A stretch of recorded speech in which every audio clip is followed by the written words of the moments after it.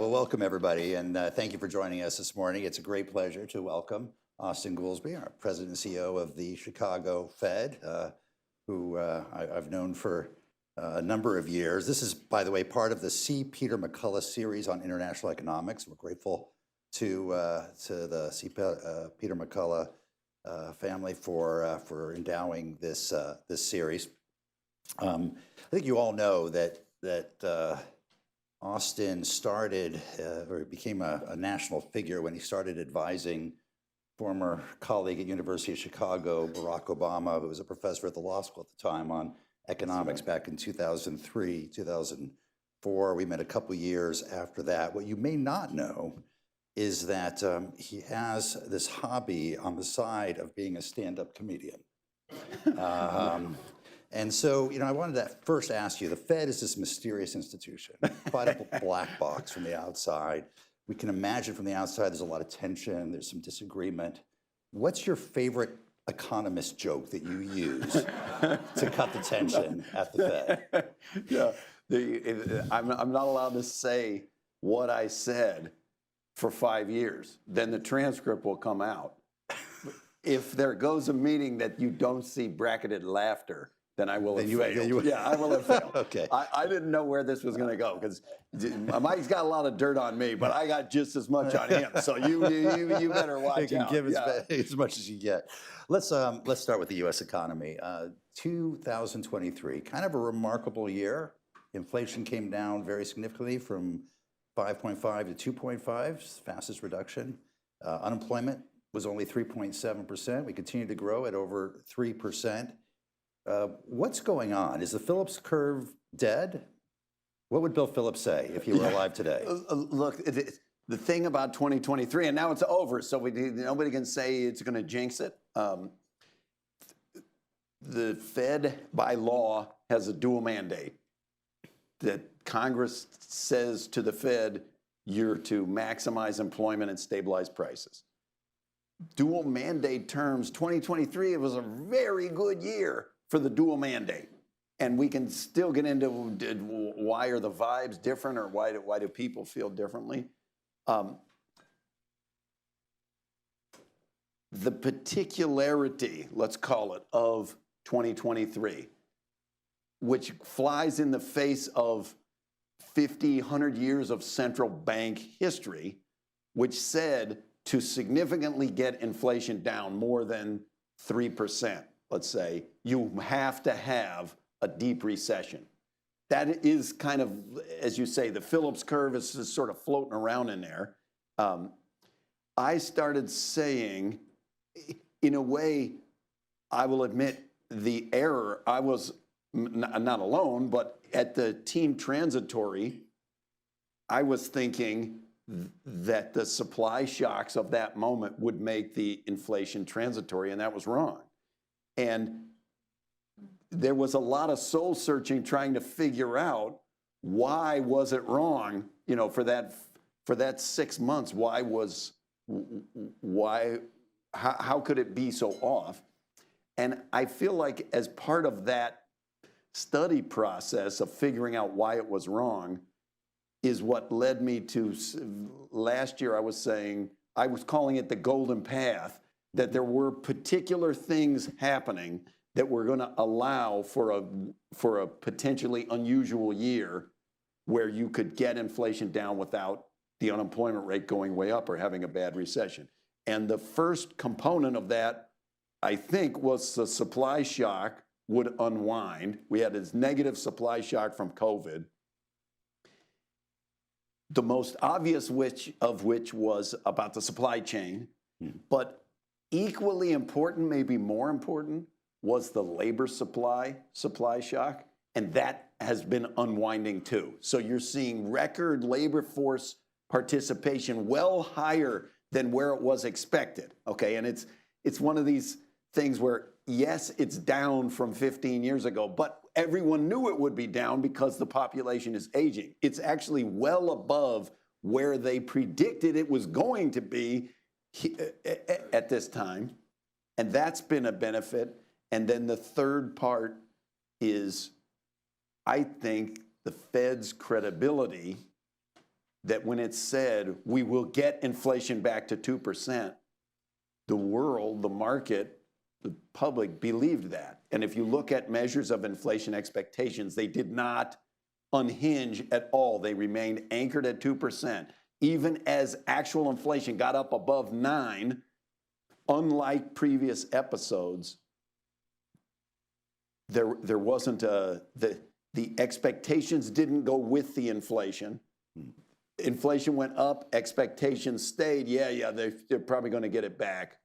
And because of those three combinations, that's what I think happened. I don't think the Phillips curve idea is dead going in the future, but I think if you have that in your mind, the fact that the group of people who was correct at the moment that inflation started, that the economy was too hot,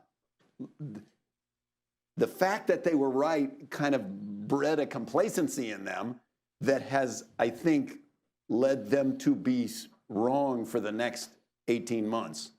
And so you saw a lot of economists I respect that we work with, like Larry Summers, saying unemployment would have to go to 6% for 5 straight years to get inflation down. That's the mentality that fundamentally what this was all about was overheating. And I don't think that's quite accurate. Well, I wanted to get to Larry because the Fed came under a lot of criticism, including by Larry, a former colleague and close friend of ours, for starting too late in terms of raising the rates. And I remember Larry saying a year or so ago that the chances of a soft landing when you start so late and inflation's already so high is not zero, but pretty close to low. it, yes. Now everyone's talking about a soft landing. We'll get to inflation in a minute, but it appears that a soft landing is in the offing. You guys feel pretty good about yourself now? I wasn't there when the critique of that the Fed messed up. I wasn't on the Fed then. But the evaluation of the Fed is just on this dual mandate. Mm-hmm. And like I say, 2023 was an excellent year for the dual mandate. Now, part of the job, as you know, of central bankers to be paranoid about everything. So if you say, like, aren't you worried about this other? Yes, worried about all of those. So it can definitely be derailed. Harder soft landings, yes. More difficult soft landings than this one have been derailed by external shocks. But there's a possibility of this golden path that if you had in mind, if you came from the worldview of the Phillips curve and that fundamentally this was all about demand overheating, you missed a very important fact or summary, something about the conditions that it's a good thing we didn't apply the straitjacket of, well, this is what always happened in the past, because it would have led to an over-tightening in 23. Mm-hmm. It would have said what actually happened in 23 was impossible, so we shouldn't even try. Past performance is no guarantee of future. No, that's the lesson of this thing.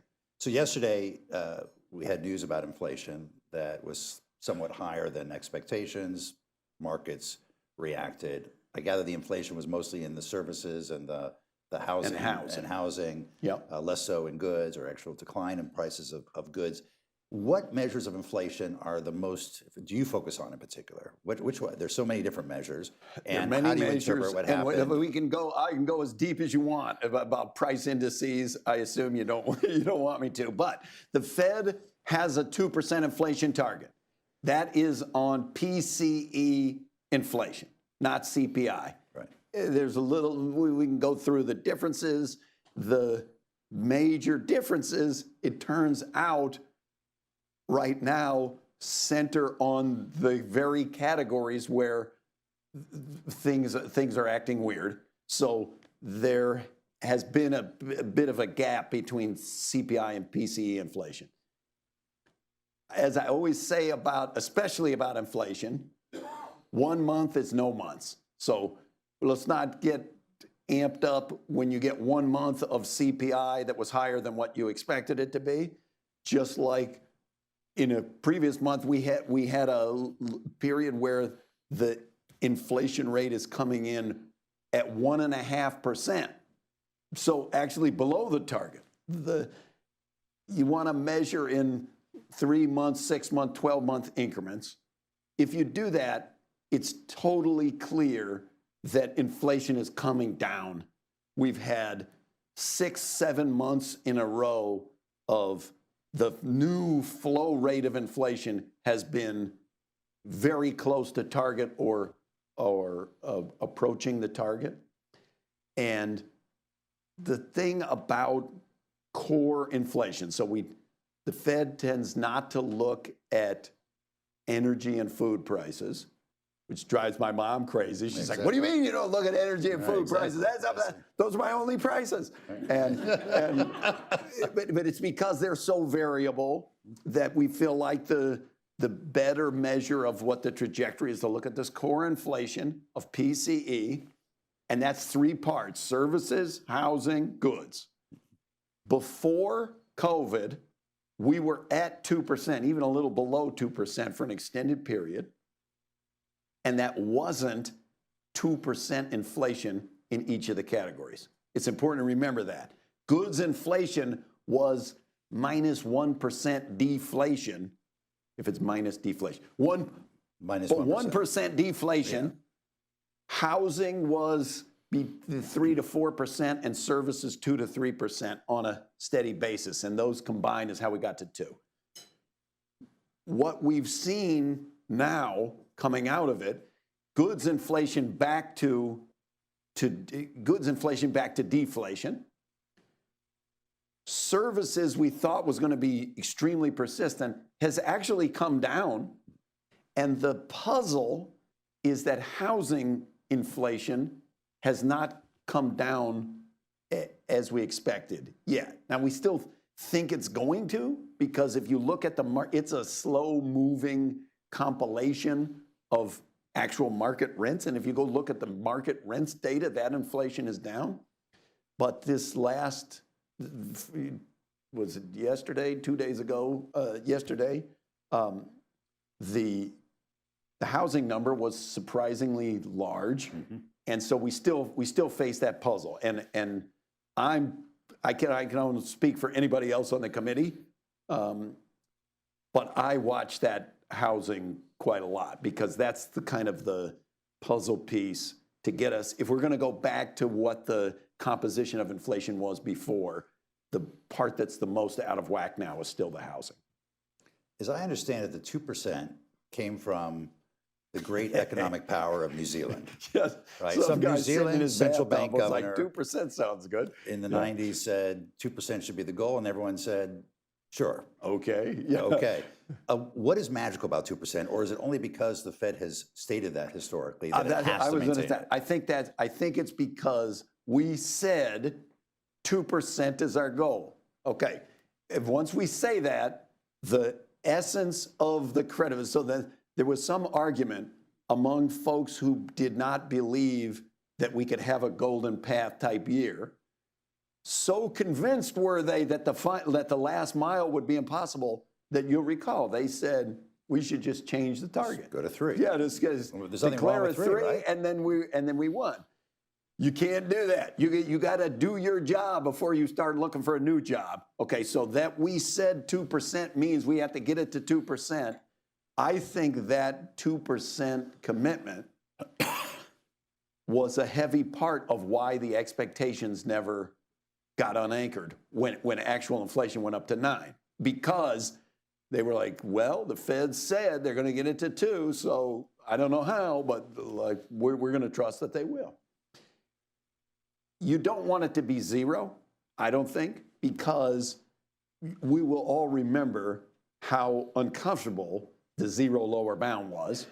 And if you're aiming for inflation that's too low, it's going to be much more frequent that you're bouncing to the 0 lower bound, where interest rates are at 0 and you have no capacity to cut when stuff goes wrong. And wages tend to be sticky. So when you get into periods of adjustment, having a little 2% cushion is a decent way to operate on a flow basis. But I don't think that, I might be wrong, I might have to go check the history, but I don't think that there was much more to it than that. And my only qualm expressed before I was ever in the Fed system about 2% is it in a way connotes too much precision. That if you said, well, shouldn't the target be 2? What if we made it 2.1? There would be a knockdown argument. No, it must be 2.0, not 2.1. Inflation's extremely variable. So how would you know if you were at 2.1 versus 2.0? I think there's some practical considerations, but it's mostly from a person's pondering in a bathtub in New Zealand, that they got 2%. Great image. So if 2023 was the year of the Golden Path, in 2024, what keeps you up at night? What do you see as the biggest risks to this benign outcome?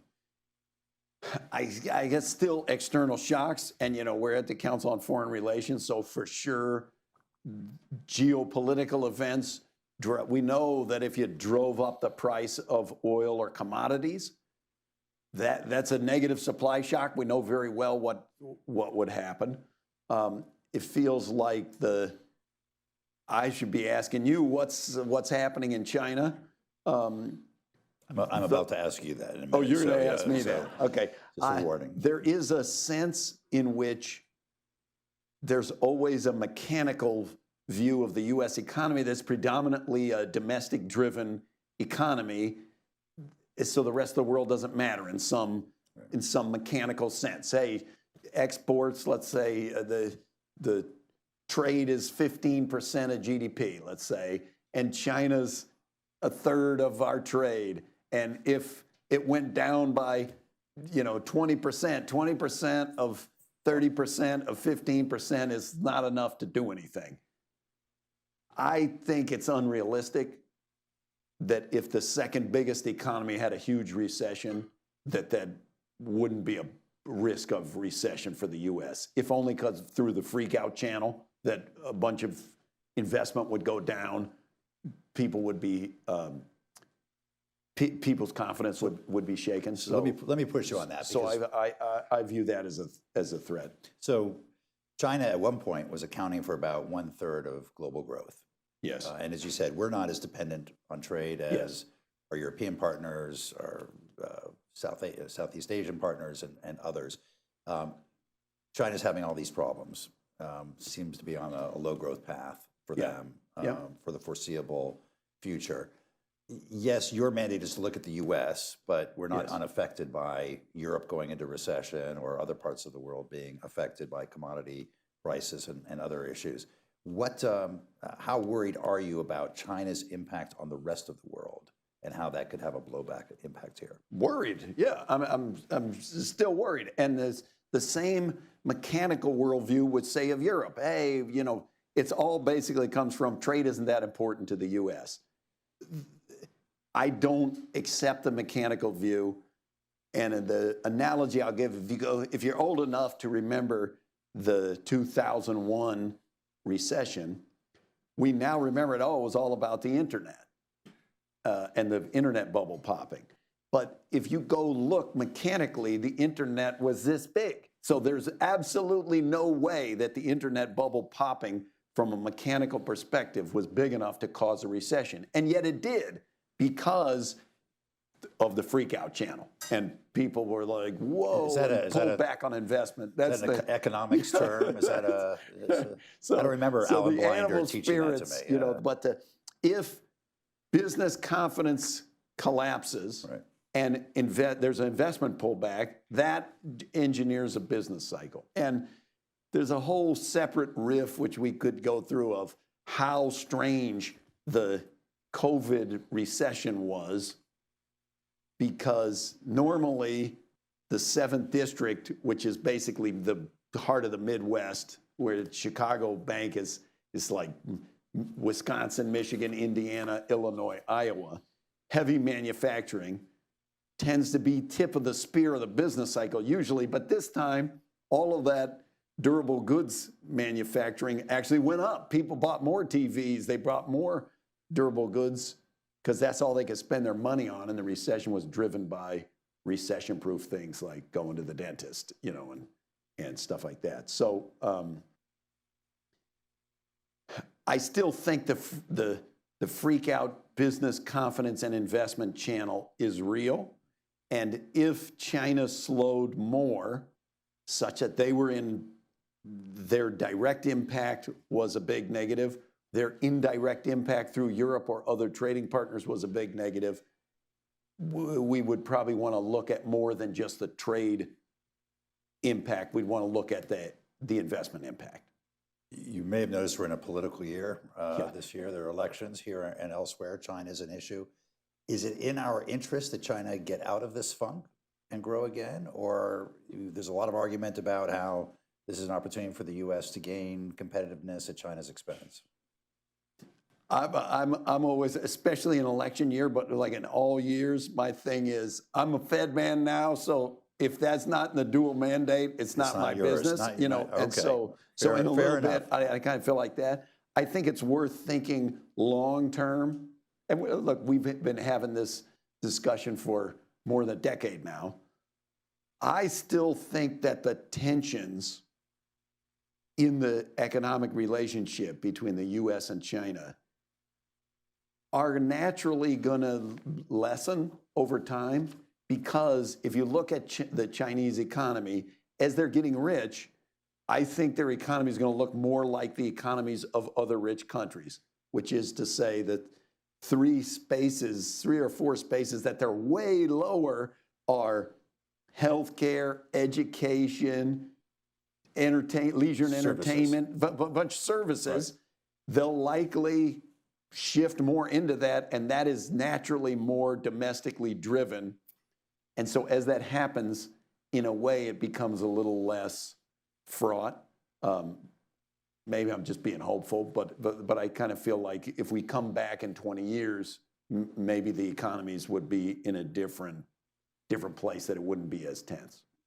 We are at the Council on Foreign Relations. I'd love to ask you about how you see the evolving geopolitics affecting the U.S. economy. We've got wars in Europe and the Middle East. We got the world experts sitting right here. What are you asking me?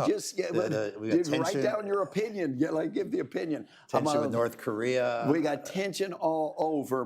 Many sources of tension, many of the locations of sources of tension, like North Korea, is irrelevant to the world economy unless it breaks out in an act of hostilities or something.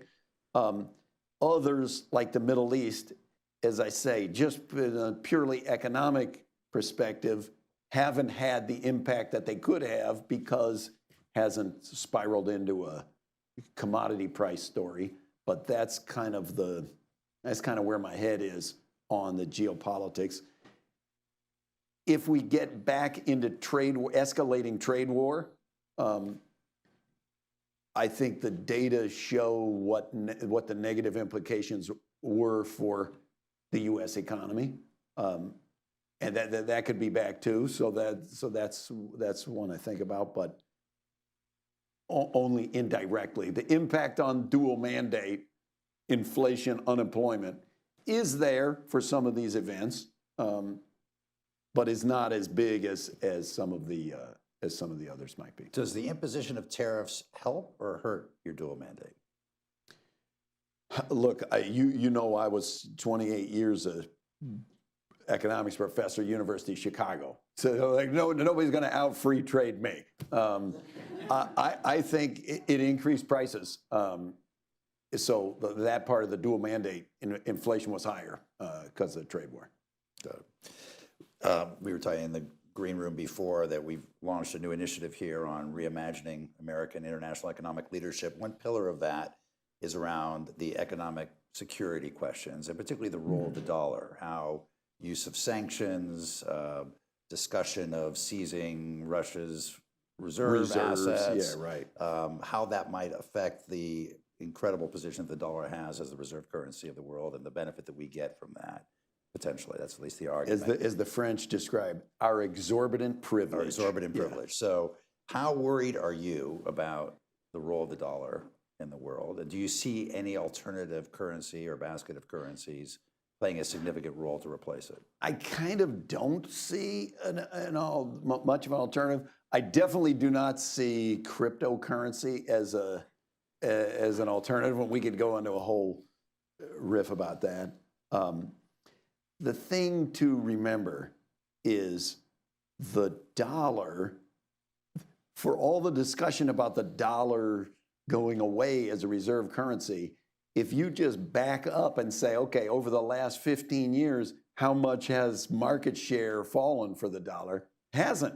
It actually went up. And there's important work done by Geeta Gopinath and others that shows that a really surprisingly large amount of international trade in the world, not involving the United States, is also conducted in dollars between two other countries. They'll use dollars because they consider it safe and stable. And that share of non-US related trade that uses dollars is not going down. It's, if anything, going up. So the job is to be paranoid about everything. I am worried about it, but it's not in my top, that's not in my top 5 worries. So related to that, is the deficit and the increasing debt in your top 5 worries? And everyone says it's ultimately unsustainable, the path that we're on, as long as you don't pick a level or a time. So it's, and so maybe you can tell us today what level or time it's going to be unsustainable. The thing is, how worried are you back about to the dual mandate, and I say it's like our Midwest motto in Chicago is, there is no bad weather, there is only bad clothing. And will you tell me, you give us the conditions, and our job is to react to what the conditions are. So I'm not going to weigh in on any fiscal policy, whatever. Congress got to decide that. It doesn't seem like a sustainable path. That said, to the argument, is the U.S. Greece, which was kind of the Greece is doing pretty well. Yeah, no, Greece is right? doing pretty well. I kind of think that misunderstands the circumstance. So the problem of debt and deficits, in my view, is not the risk of fiscal crisis. It is that you have to pay back the money. And so it will displace future generations will have a higher share of their lifetime income that they'll pay in taxes than the people born in, whatever, 1960 had to pay. But that said, the starting point of debt in the U.S.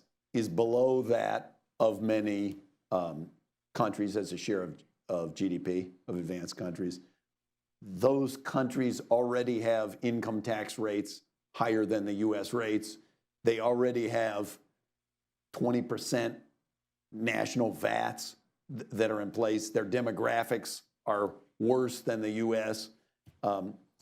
So when the market looks at a situation like that, they kind of say, what is the plan A? Not what is plan B?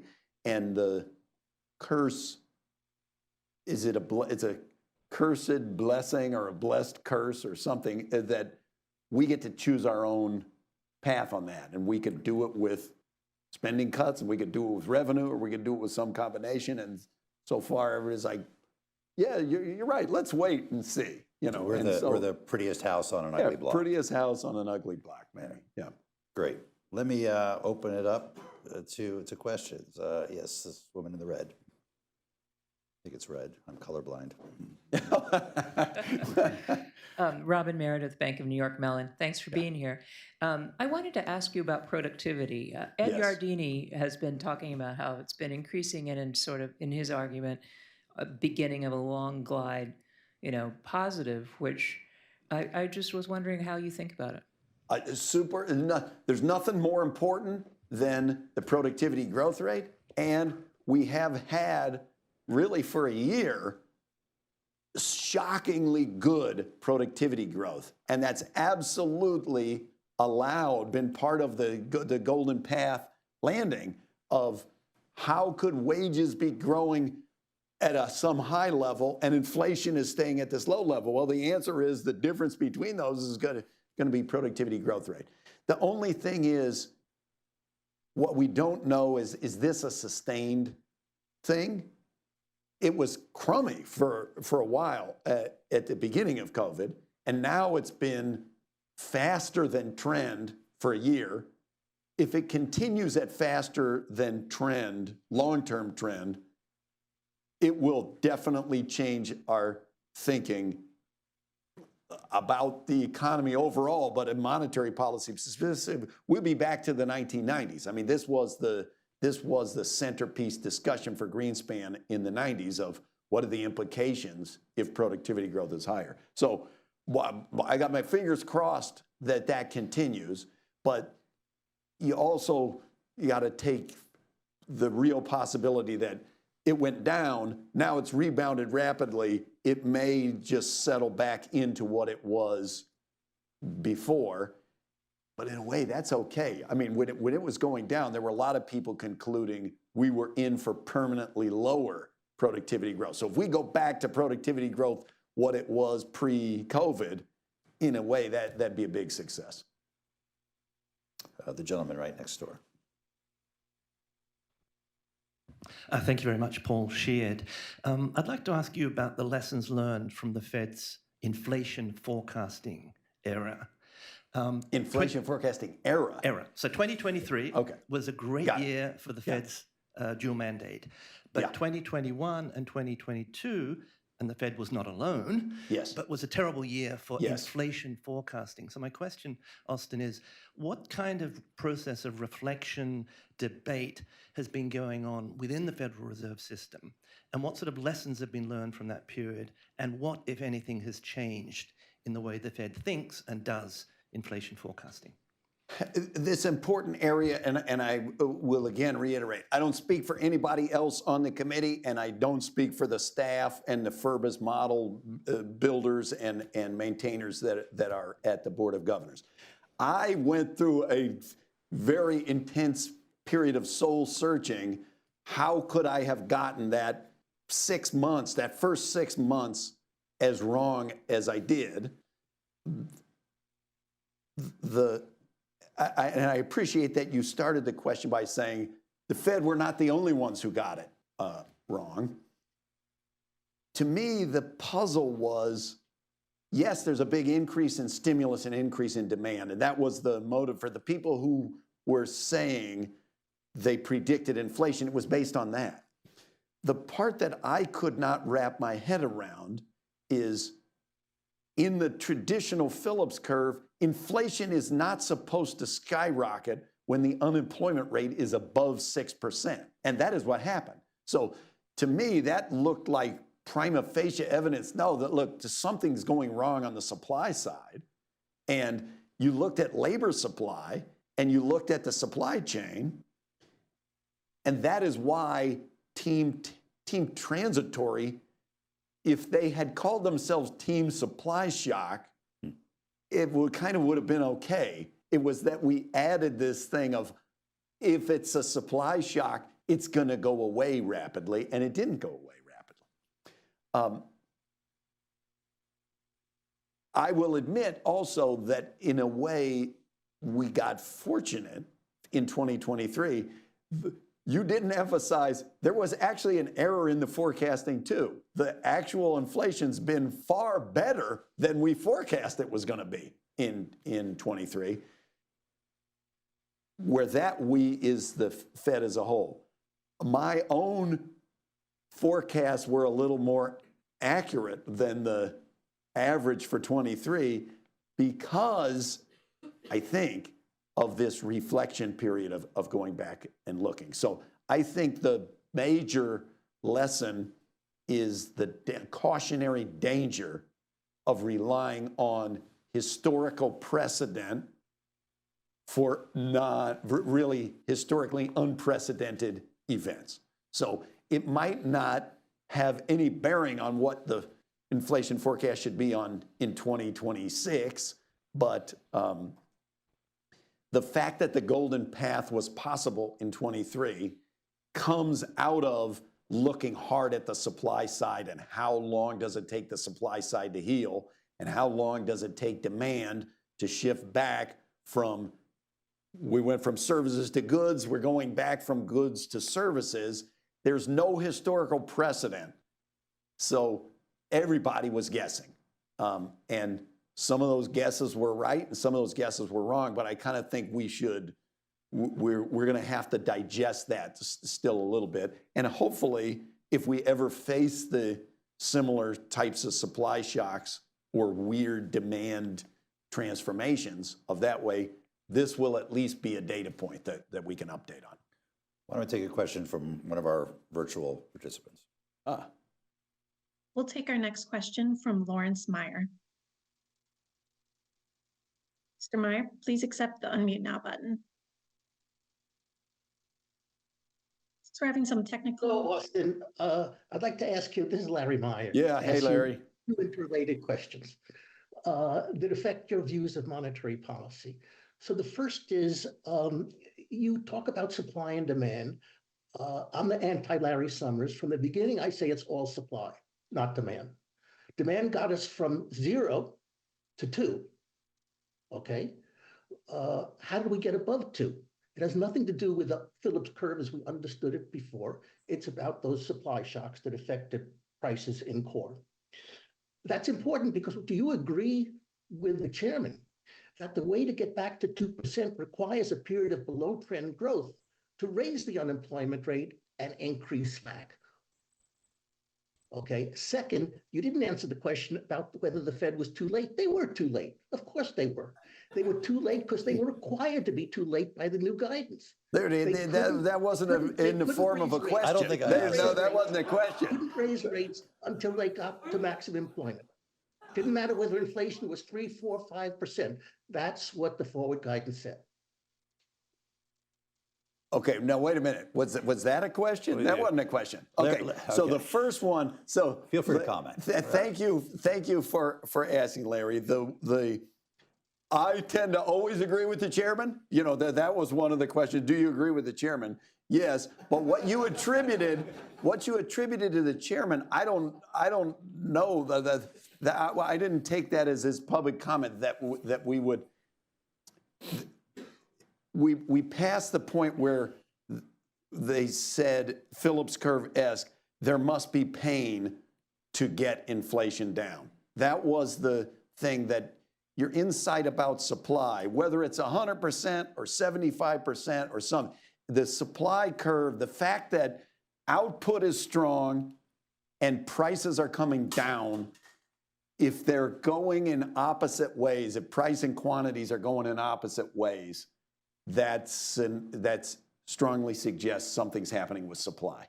When you have overheated demand, you're getting inflation's going up and the quantity numbers are strong. So it's why I've been saying in moments of where supply is moving, be extremely careful concluding from quantity data something about the overheating of the economy, because you kind of can't do that. And so if you find yourself, the GDP number comes in surprisingly strong, there is one worldview that says that means that there's a danger that inflation is about to reignite. Be super careful about that at a moment like this where we've kind of reflected on what's been happening. If supply is moving, which it really feels like supply is moving, you look at labor supply, you look at the supply chain healing, you can't do that. You can't look at GDP growth rates and say that's a sign of overheating. So I think that puts me 75% in your same camp, Larry, which is supply is a major driver, and I think we want to be careful with the Phillips curve type argument that we must have pain in the quantity side to see inflation come down. You definitely did not in 2023 need to have that. GDP growth was very strong. The job market. It's worth remembering, it's not that long ago that people said full employment, the minimum that the unemployment rate can get to is 4%.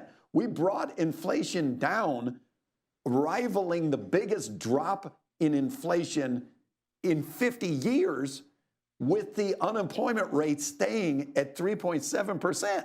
So something is very unusual for this moment than in previous moments. Michelle.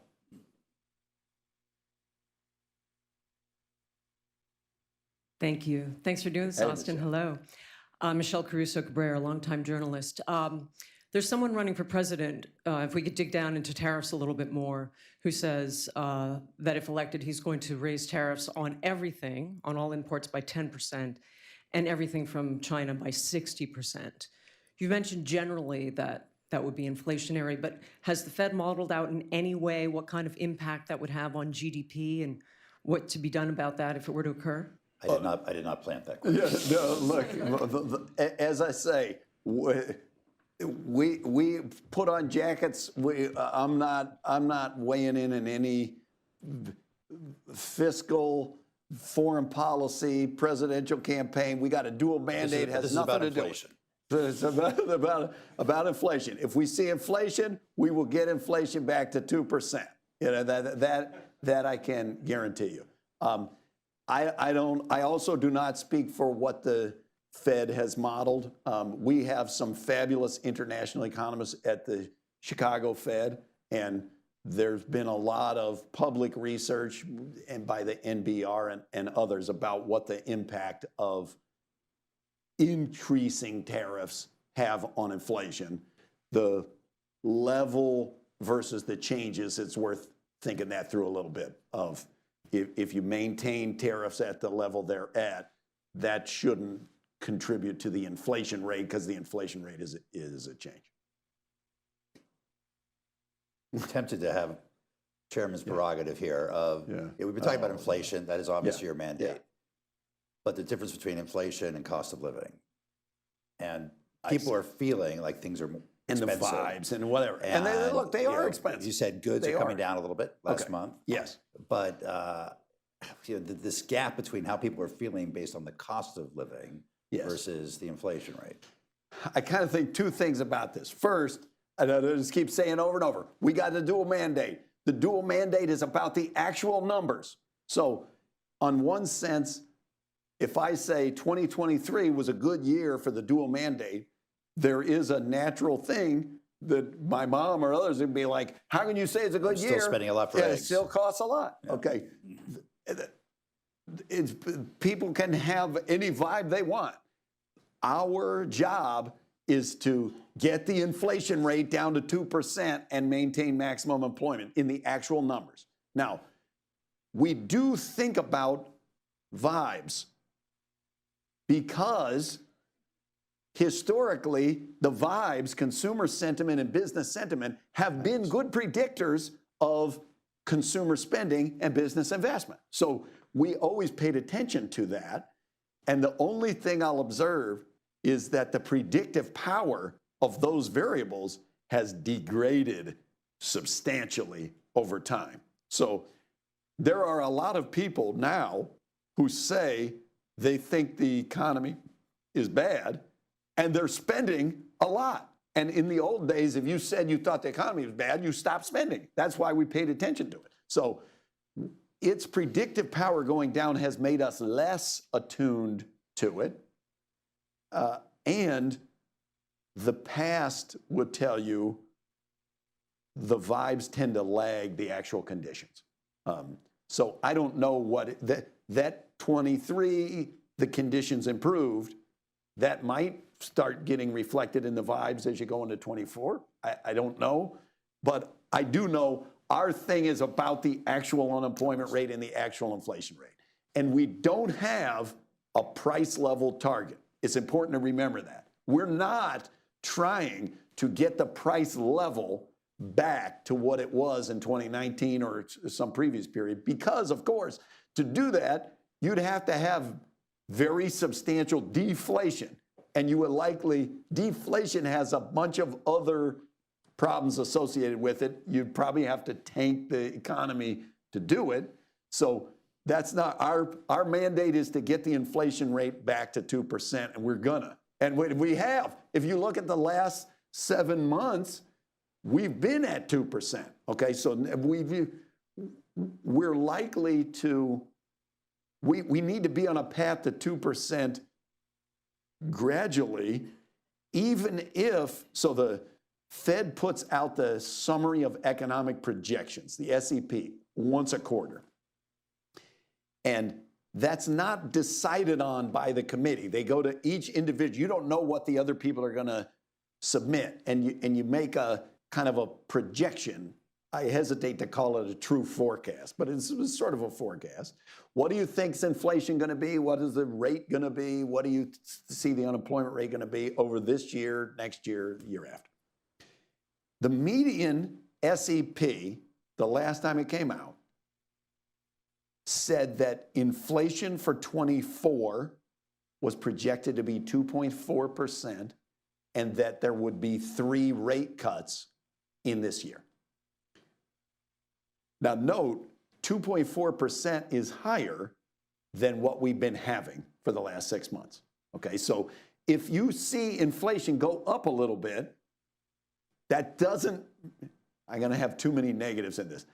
If you see that it goes up, that doesn't mean that we're not on the target to get to 2%. It's there's a gradual, we can still be on the path even if we have some increases and some ups and downs. There's nothing wrong with that. So let's not get too flipped out. You know, if you see, oh, inflation yesterday was higher than what we thought. I'm of two minds on that, because there's one aspect, hey, don't make too much out of 1 month. But the other is there's something fundamentally healthy about when the market moves. If it's moving based on data, that's better than if what's driving the market is moving just because of statements from Fed officials. Like my dream world is the market understands the Fed's reaction function well enough to know that when the data come out, here is what that means for the market, and that when the Fed officials are speaking, it's not conveying brand new information that they're surprised at. And you can cut rates even if it's at 2.4%.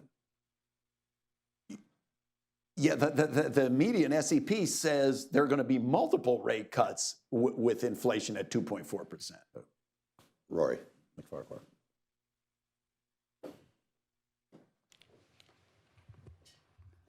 Thank you. Rory McFarquhar from Gemstock. Could you talk a little bit about the effects that your rate increases have had, and the extent to which you're concerned that the resilience, in fact, the very impressive growth that we saw in 2023, might start to be affected, maybe even suddenly affected, by the increase in real interest rates that we're facing with lower inflation? Fair. So this is an important question. Let's call it, how restrictive are we right now? And what's the lag of the impact of monetary policy? So to raise rates 500 basis points in a kind of a 1-year period is almost historically unprecedented. I mean, it's a very rapid tightening.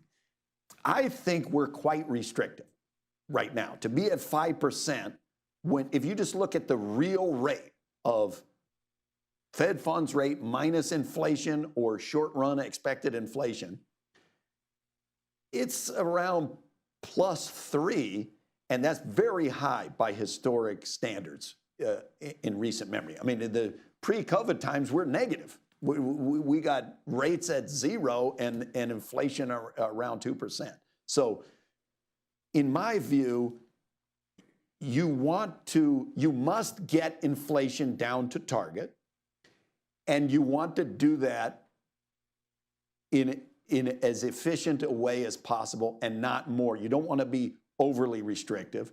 And I've been saying since I got to the Fed, cautioning people of over-interpreting data like wage growth. There's an argument that if wage growth is at some level, that's not consistent with 2% inflation. And so we must see wage growth come down before we can get inflation down. And that, I think there's a mistake in that logic, which is wages are stickier than prices. So when things happen, prices tend to move first and then wages. So wages are not a leading indicator of price inflation. In the long run, steady state, yes, wages got to be consistent with inflation, but you want to be super careful making predictions like, 3 months from now, inflation cannot come down because wage growth this quarter was whatever it was.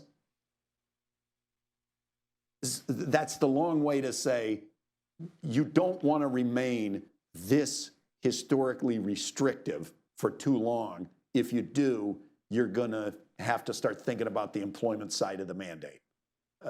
So far, we've mostly just been thinking about the inflation side of the mandate because the employment side is looking great.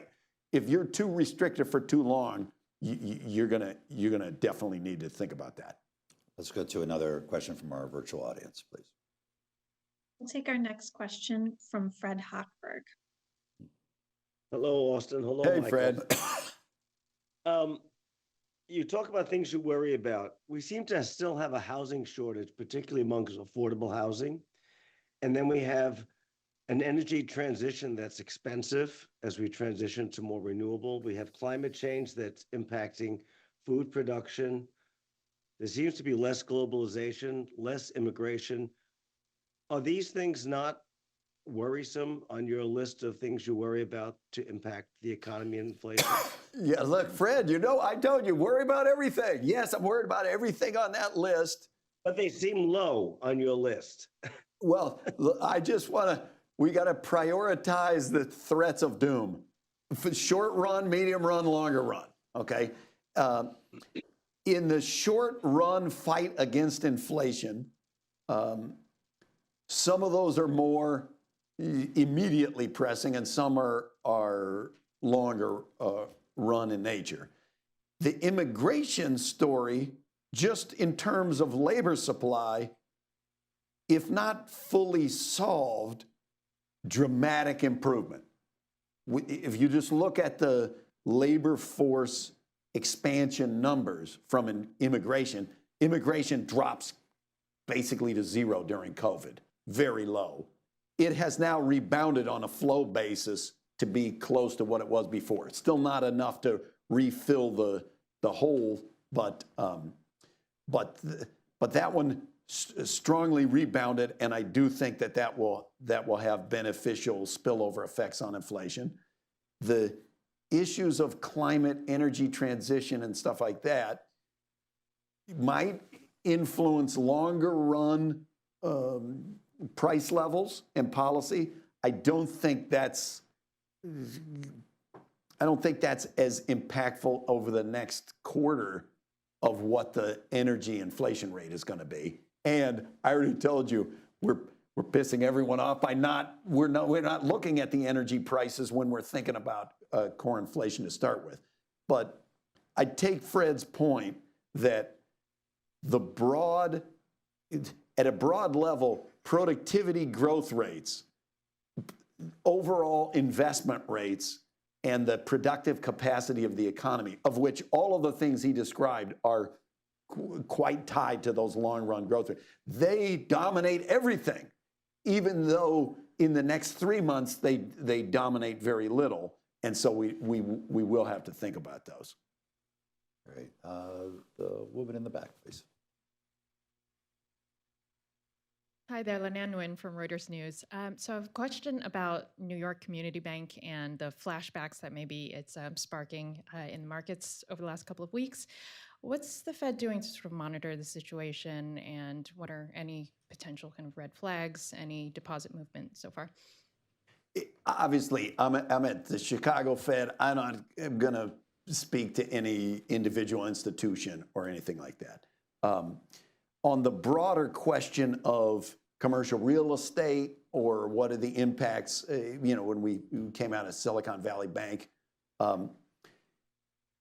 there's still a question mark to be sorted out. How much are people going back to the office? How much are people going to be attracted to the big metro areas versus the medium-sized metro areas? And a lot of those are still up in the air. I mean, you don't know what the profile is going to be of commercial real estate on the office side. There's a lot of commercial real estate that remains quite robust. Commercial real estate is not one thing, it's a whole bunch of things. So I would say the particular question was, what does the Fed monitor? I don't know about the Fed. The Chicago Fed, we have real expertise on commercial real estate. We have banking supervision of our institutions, and not all the commercial real estate, even the segment of commercial real estate where there's problems, not all of those loans come due in 1 year. So these broader questions of what is going to be our level of restrictiveness and what are going to be the interest rates 2 years, 5 years, 8 years from now become quite relevant to questions of what are the implicit losses, you know, and stuff like that. Last question, Joe. All the pressure's on. Yeah. Thank you very much for being here. Joseph Gasparo, Royal Bank of Canada. In 2020, you co-authored and co-edited a fantastic book called Innovation and Public Policy, where you gave first-order mechanisms to increase innovation, increase economic prosperity. It's 4 years later. You're now a Fed president. What subjects are top of mind? Is it AI regulation, funding for electric vehicles, immigration reform, R&D credits? Thank you. Okay, so you said top of mind. Top of mind, the dual mandate. That's what's right. Top of mind. He's on message. That's what I think about. Right? But this issue that we talked about of the productivity growth rate, and is productivity growth, at least in a temporary period, going to be higher than trend? That's absolutely top of mind. That should be top of mind for all of us. Of what is happening. If that's what's happening, it's going to be amazing. I'm skeptical that that could be happening from AI because it's not big enough yet to have that aggregate impact of this magnitude. But that said, if AI could raise the productivity growth rate of service sector industries, that would be so fundamentally important that it's at least worth going down that flight of fancy to think what it could be. And so I guess I'd put that one on the long run, top of mind. Austin, thanks so much for spending time with us. And I think we've gotten some very clear messages here. It's about the dual mandate. But we've also learned some important economic terms like the VIBE index and the freak out channel. The freak out channel. So thank you for sharing that with us. Please join me in thanking Austin.